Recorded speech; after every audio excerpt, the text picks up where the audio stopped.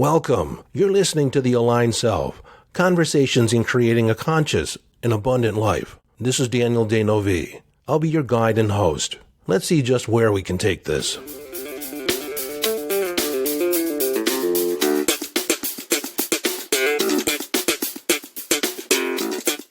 Hello, friend. Welcome back. And if this is your first time here, welcome home. As you continue listening to the podcast, you'll find that one belief that we hold is that there are no accidents, that you create your reality. So the fact that you're here, it's by divine appointment. It's an answer to a question that you've posed to the universe, that you've held in your mind.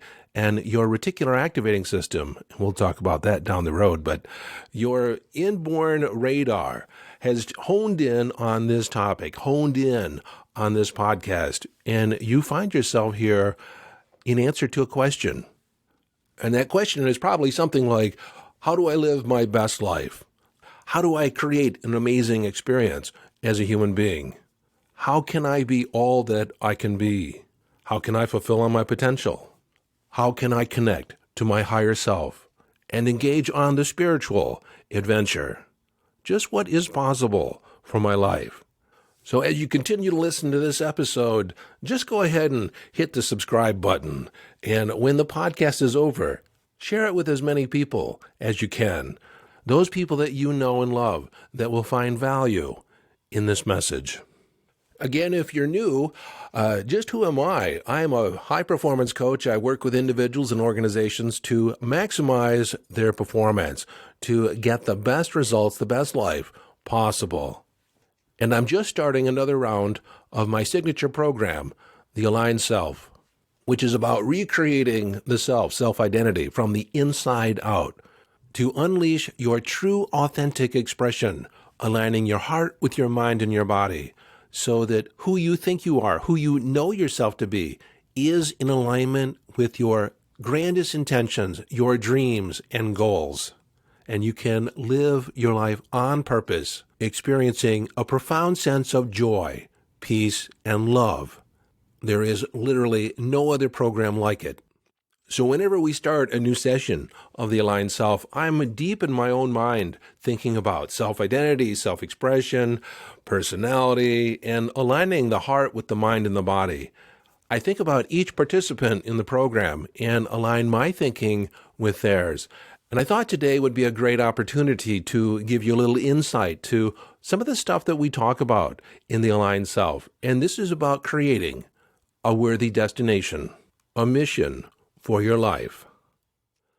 See, this worthy destination, the mission for your life, is the organizing principle in the end about how you organize your thinking, organize your behavior, and gives rise to the actions that take place every day in your life. As you get knocked down, which if you're human will happen from time to time, it inspires you to get up, dust yourself off, and keep on keeping on. The philosopher Friedrich Nietzsche talked about it this way: if you have a big enough why, you will bear any how. To start off this topic, I'm going to share a parable, and it begins with a traveler that is making his way across the countryside on horseback. And he comes upon a strange scene. He sees a series of men that are cutting and carrying away stones up a hill.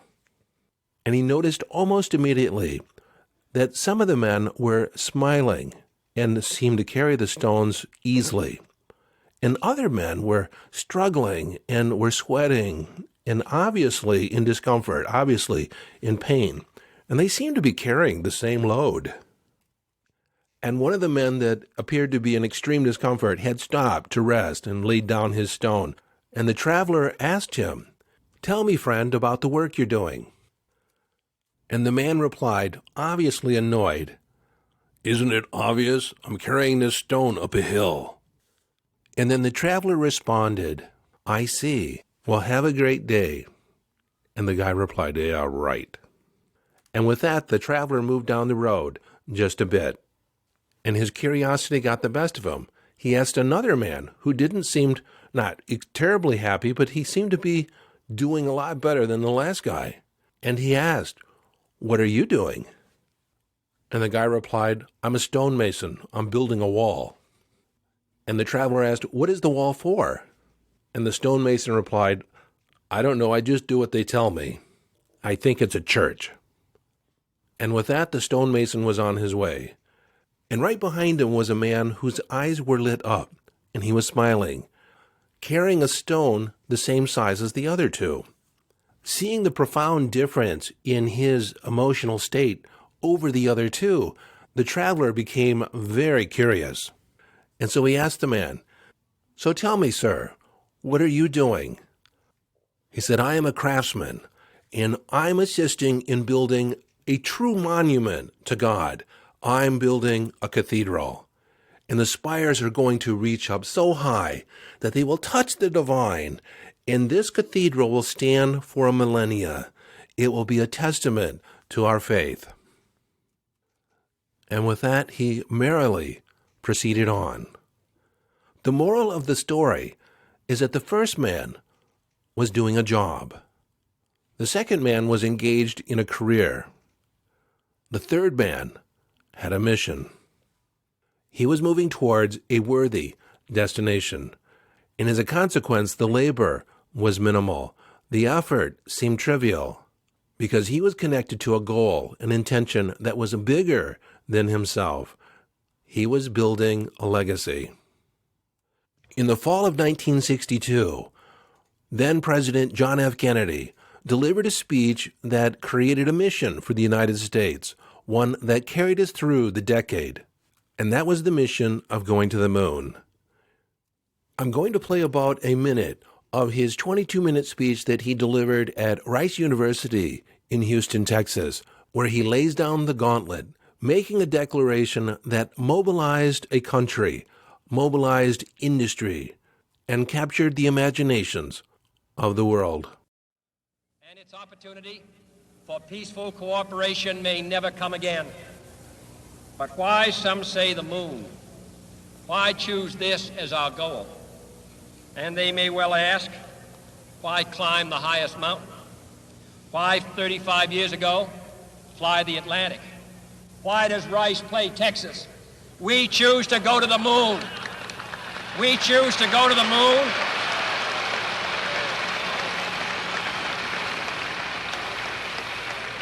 We choose to go to the moon in this decade and do the other things, not because they are easy, but because they are hard.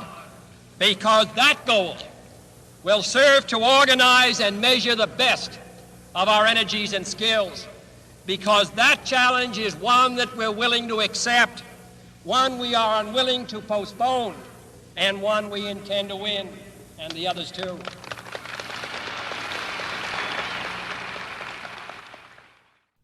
That speech is considered one of the greatest presidential speeches ever delivered.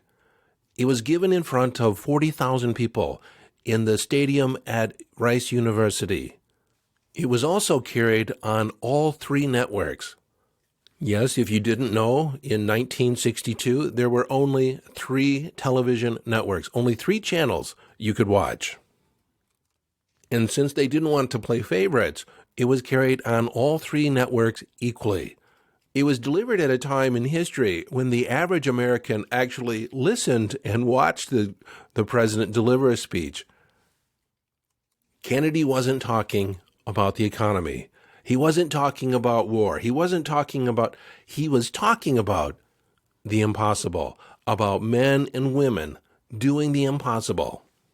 At that time, going all the way to the moon was considered impossible. No one had ever done it. And just the previous year, the first manned U.S. flight only lasted 15 minutes. Alan Shepard never made it into orbit. So JFK had laid down the gauntlet to do the impossible within 8 years. We had no idea how we were going to fulfill on this goal, this intention, but as a nation, we became committed. A short time after that speech, President Kennedy visited Cape Canaveral at the NASA Space Center, and he saw a man mopping the floor, and he was doing so with a smile and a sense of ease. Intrigued, President Kennedy went over and talked to the man. He said, "What are you doing, sir?"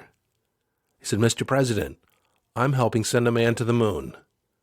Here was a man mopping the floor, but in his mind, he was assisting in sending a man to the moon. It was part of his mission. And so when there's a grand vision, everyone wants to get on board. Everyone can buy into that. On July 16th, 1969, Apollo 11 was launched. It took almost 4 days to get to the moon. I was 8 years old, and I remember seeing nothing but this flight on the television for almost 4 days straight. There was a camera affixed to the outside of the fuselage, and so you could see it, and you could see it moving through space. It was an experience that was memorable. It was never before seen by human eyes. But unlike today, there were not multiple camera angles. There was basically the one static image of this rocket flying through space. 20 seconds and counting. T-minus 15 seconds. Guidance is internal. 12, 11, 10, 9. Ignition sequence start. 6, 5, 4, 2, 1, 0. All engine running.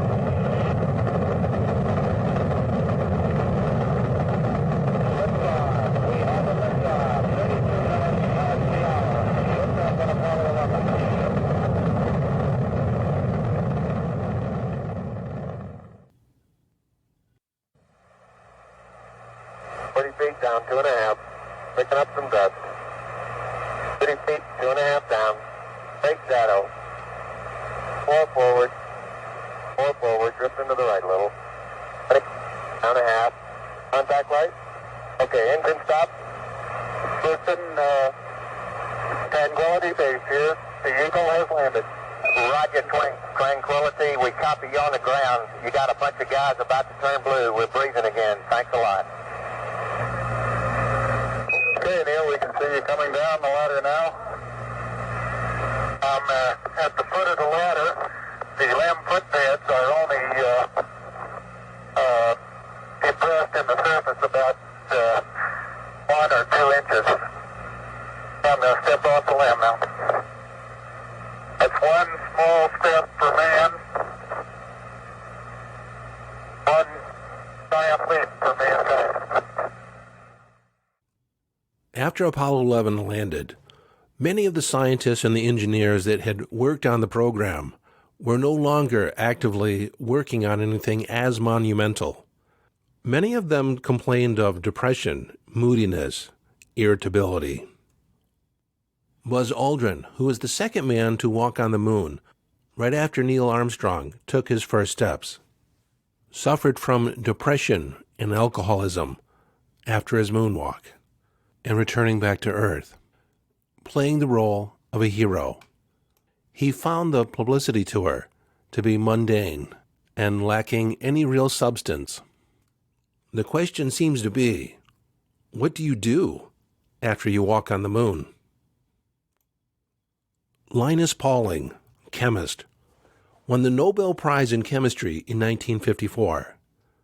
He was asked, "So what does one do after they win the Nobel Prize?" He said matter-of-factly, "Change careers, of course." Pauling became a biochemist and did extensive work in biochemistry. He also became a peace activist. In 1962, he won the Nobel Peace Prize. He is the only person in history to be awarded 2 unshared Nobel Prizes. Let's take a look at Olympic athletes. They spend years training for a moment in time, a moment of competition. And after the games, many of them report depression and moodiness and a feeling of despair. After you walk on the moon, what do? You change careers, of course. You pick a new vista. You look to a new horizon. You set new goals, new intentions. You pick a new destination, a worthy destination. I was offered a position with Leo Burnett Advertising while I was still in college, but I turned them down. But what I did love was their motto and their logo, a hand reaching for the stars.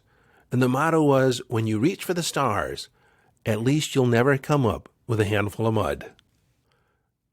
Abraham Maslow, American psychologist and philosopher. You're probably familiar with Maslow's hierarchy of needs. What you may not be familiar with is his concept of self-actualization, realizing all that you can be and living in the upper reaches of your capacity. Had this to say about living below your capacity. If you plan on being anything less than you are capable of being, you will probably be unhappy all the days of your life. Having a worthy destination, a compelling future to live into, is motivating, inspiring, and gets you out of bed in the morning. Now, you might be saying, I'm not an Olympic athlete. I'm not an astronaut. I'm not going to the moon. I'm not a biochemist. But even so, you can create your own Everest, your own mountain to climb. You can plug into something bigger than yourself. And I have an example from my past. When I was a courier for Federal Express, and I think I had been with the company for about 5 or 7 years at this point, and I was tired. We were being overworked, we were understaffed, and I had kind of developed this attitude, this not so inspiring attitude of I was just a driver shucking packages. Now, I didn't start out that way, but where I found myself at that point in time was just like the first stonemason. I was carrying this rock up a hill. Well, I can remember making an attempt on a priority letter, delayed because of inclement weather. In fact, the weather was so bad, it was delayed about 3 days. And when it was finally attempted at its destination, it was refused. I was told it was a bid, and the bid had closed the day before. And I said, okay, and I put it back on my truck. And it just so happened that I was the courier that returned it to the shipper. I can remember actually walking in the office of Art Door, and it was a rare occasion that I actually talked to him personally. He was the owner of the company, and I talked about how it had been refused and it was delayed, and he was pissed. He said, do you realize that this was a bid worth $16 million? This would have fed my company, my employees, for a year. It would have sent people to college. It's the livelihood. That letter, that envelope represents the livelihood of 100 people. He said to me, your sorry is not good enough. And I walked out the office, and I was rather indignant, talking to myself, saying, if it was that important, why didn't you just drive it over and deliver it yourself? Because it was just going about 90 miles away. Maybe I should explain. At that point in time, FedEx did not have the permissions, the regulatory permissions, to do intra-state deliveries. Any packages picked up, even if it was just across town, actually had to leave the state and go to our hub in Memphis or our other hub in Indianapolis.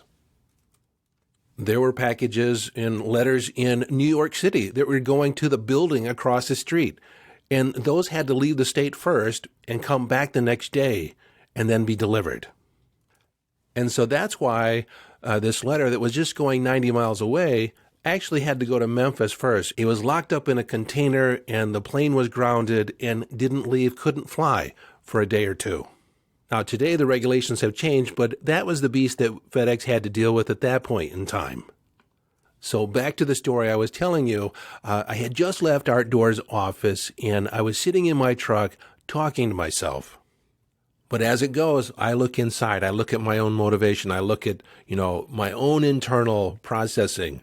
And as I drove down the road, I realized that Art Door had given it to FedEx because he trusted us, because he bought the slogan absolutely positively overnight by the next day, or your money back. Well, he wasn't looking for his money back. He was looking for the guaranteed delivery. It was in that moment that I reframed my position at FedEx. The job didn't change, but my attitude about it completely reversed. I realized that I helped move the world, that I have no idea what's in those plain brown boxes or contained in the envelope. I could be delivering life-saving medicine. I could be delivering a contract that changes the lives of 100 people and their families and everyone that family touches. It's a ripple effect. I decided right then and there that I was going to treat every package as if it was worth $16 million. And over the next few years, I received a Bravo Zulu Award for customer service on 5 different occasions from varying levels of management. And my commitment to the customer exceeded my position as a driver on into my position as a manager. I was no longer delivering packages. We didn't deliver packages. We changed lives. We were building a cathedral, a testament, a memorial to God the divine, with spires reaching up that would touch the heavens. You see, it's not what you do. It's how you are being when you do it. When I first became a coach, when I first decided to be a change agent, I said to myself, all I want to do is change the life of one person. I just want to make a significant difference for one person. If I do that, then I'll be satisfied. Well, I said that at 8 o'clock. 11 o'clock that night, an acquaintance calls me and says she's thinking about suicide. I talked to her for the next 2 hours on the phone, and when we hung up with each other, she had a new perception of life. She's still a friend of mine. But the next morning, I woke up and I realized that I had already helped one person. I had already assisted one person in transforming their life. What was I going to do? What do you do after you win the Nobel Prize? So I set my sights on transforming and assisting 100 people. And that happened much faster than I thought it would. And after that, I set my sights on a new horizon for 10,000 people. And 6 months ago, I took an accounting of everyone that I've touched, every person that I've worked with, and it came out to about 10,000 people. So I decided I needed a new mission, a new moonshot. So I created the mission for myself to create 100,000 leaders, to unleash 100,000 leaders. And then I thought, am I thinking too small? Because it still seemed kind of in the realm of the doable. So now I'm going to unleash 1 million new leaders. That's a stretch goal. I have no idea exactly how I'm going to do it. This podcast is part of that. My Aligned Self coaching program is part of that. All my courses, everything I talk about, the posts that I put on Facebook and in LinkedIn and all these different places, that's all about reaching the million. Now, 1 million isn't that many, really, in the grand scheme of things. Jack Canfield and Victor Hansen wrote Chicken Soup for the Soul, and they sold 80 million copies. There's 7.5 billion people on the planet. 1 million is a drop in the bucket. You see, though, I don't have to do it all myself. I don't need the credit for it. I just need to know for myself that I'm making a difference. Now, I can still go for the 100,000. And if they're leaders, they're going to touch, each of those people will touch 10,000 people. But let's say they don't reach 10,000. They only reach 1,000 people, which is really doable. Then I will have touched 100 million people. If those leaders reach out and touch and transform the lives of 10,000 people, we're talking of over 1 billion people impacted, with the idea that you create your reality. You are responsible for your life, response-abled to make a difference for yourself and all those around you. When you get to your bones a sense of peace, love, and joy, and a sense of mastery over your life, then I know that you are going to impact everybody around you in a positive way, that you are going to be happier, more joyful, and more productive. But that 1 million people that I'm shooting for, I'm only going to reach them one at a time. And that's why I'm talking to you, and why I'm appreciative that I have this relationship with you. So as we bring this to a close and kind of wrap it up with a nice little bow, I want you to ask the question, what would be a mission? What would be a purpose worthy of your life? And you are committing your life to it. You're committing your life in the context that you only have one life, or this one go-around, as far as you know. And however you spend your time is a commitment. Whatever you consider the priority, whatever gets your attention, that is what you're dedicating your life to. And it is up to you. It's your choice on how you spend your life. Jim Rohn, the speaker, once said, most people major in minor things. So take an assessment of your life. What gets your attention? How are you spending and investing your life? Now, it doesn't have to be Olympic gold. It doesn't have to be Mount Everest. It can be raising amazing kids. It can be making a difference for your children. Now, understand that has an endpoint. Once they move out, they're on their own. They're making their own decisions, creating their own life. In fact, most of the time when they're in your charge, they're making their own decisions. All you can really do is kind of guide them and catch them when they fall. But there is a point where you're going to have to pick a new vista, pick a new horizon to move towards. So again, here's the formula. Pick a worthy destination, one that is worthy of your time, worthy of your energy from your point of view. It doesn't have to be yours completely, all yourself. You can plug into somebody else's vision, something that aligns with the way you see the world, and you can jump on that love train. 2, make sure that it is big, that it makes a huge impact, that you can't conceive exactly how you're going to accomplish it. But you understand it's in how you are being from day to day that helps with the fulfillment of that. And this is how I tie it in with the aligned self.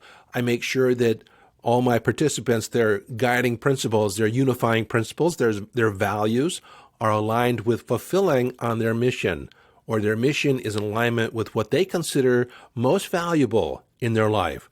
And then their beliefs match up and support those unifying principles. There's behaviors and rules set in place so everything is aligned. The heart is aligned with the mind and their body in one congruent activity. And they know in their heart that they definitely have a stand in the world. And each and everything that they do fulfills on their purpose, from the smallest thing to the largest thing, because it's all tied in and aligned with their self-expression in their life. There's nothing more powerful than this. In the end, your only real job is to recognize the staircase that the universe sets before you that gets you from where you are to where you want to go. Moving towards this mission is following your bliss. And this is what Joseph Campbell said about following your bliss. When you follow your bliss, you put yourself on a kind of track that has been there all the while, waiting for you. And the life that you ought to be living is the one you are living. When you can see that, you begin to meet people who are in your field of bliss, and they open doors to you. I say, follow your bliss, and don't be afraid. And the doors will open where you didn't know they were going to be. So I would love your feedback. I'd love for you to share how this impacted you or what you thought of it. Feel free to join our Facebook group if you haven't yet joined the Aligned Self Podcast Listeners Facebook group. And in answering the questions, how did you hear about the Facebook group? It's on the podcast. There you can comment about the podcast and any of the podcasts, present questions and ideas, and post positive things. Be part of the family, part of the tribe. So until next time, this is Daniel Danovi, charging you with following your bliss and living the epic adventure.